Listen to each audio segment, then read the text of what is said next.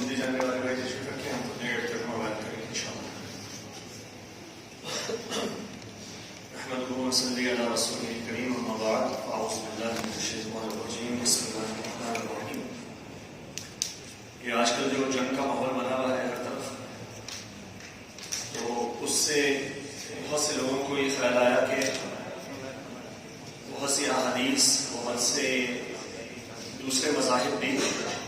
بات کرتے ہیں ایک اینڈ آف ٹائمز، آخر الزمان کا، اور اس میں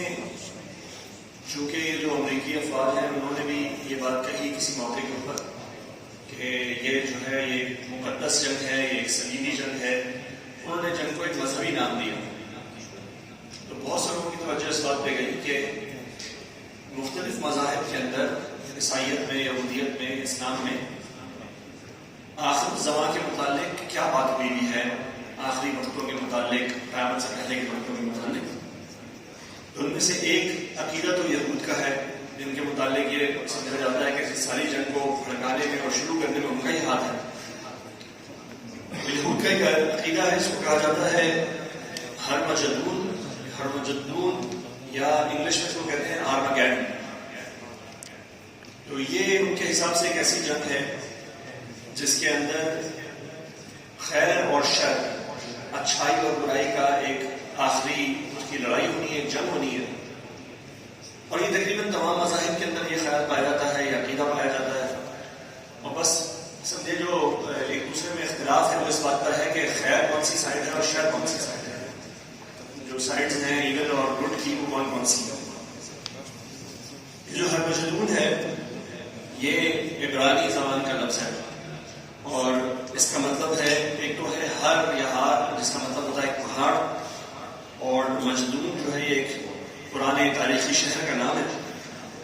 جسے آج فلسطین سے تقریباً 90 کلومیٹر کے فاصلے پہ یہ شہر موجود ہے۔ اور تورات کے عقائد کے مطابق یہ وہ جگہ ہے جہاں پہ آخری اور فیصلہ کن جنگ لڑی جائے گی، یعنی کہ خیر اور شر کے درمیان ایک عظیم معرکہ جو قیامت سے پہلے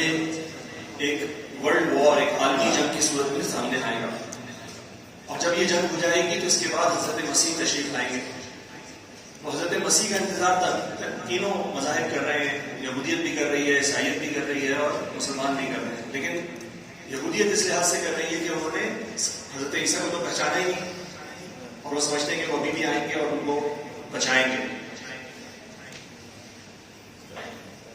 تو عیسائی عقائد میں بھی یہ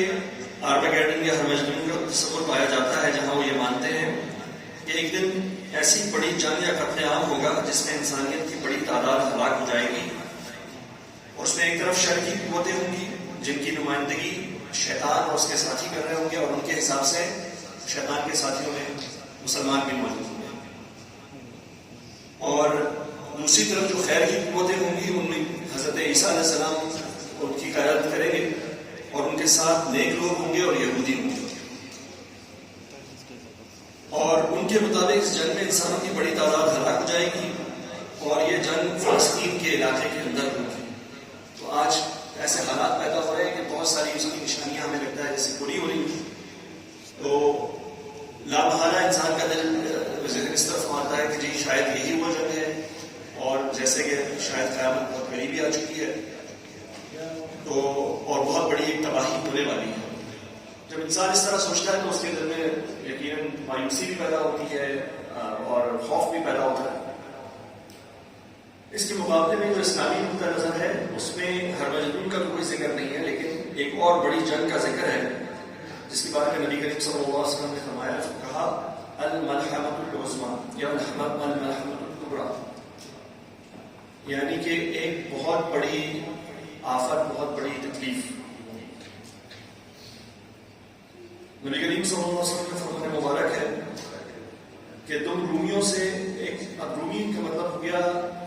ویسٹرن ورلڈ بھی ہو سکتا ہے، اور اس کو عیسائیت بھی کہا جاتا ہے کیونکہ روم جو ہے وہ سارا کا سارا عیسائی تھا۔ تو تم رومیوں سے ایک صلح کرو گے، پھر تم اور وہ مل کر ایک مشترکہ دشمن سے لڑو گے، تمہیں فتح اور غنیمت حاصل ہوگی، پھر تم واپس آؤ گے، تو پھر ایک عیسائی صلیب بلند کر کے کہے گا کہ صلیب غالب آ گئی، وہ کراس ہوتا ہے، وہ اس کو کر کے کہے گا کہ یہ جو ہے اس پر ایک مسلمان غصے میں آ کر اس سلیب کو توڑ دے گا اور اس وقت رومی اپنا عہد توڑ دیں گے اور بڑی جنگ کے لیے جمع ہو جائیں گے. تو اب پہلے تو مسلمان اور رومی یا عیسائی مل کر جو ہے تیسرے دشمن سے لڑ رہے ہیں اور اس میں زیادہ سوچنے کی ضرورت نہیں پڑے گی کہ وہ تیسرا دشمن کون ہوگا. لیکن پھر جب یہ لوگ جیت جائیں گے اس سے تو پھر آپس میں لڑ پڑیں گے اپنے اپنے عقیدے کے بنیاد کے اوپر.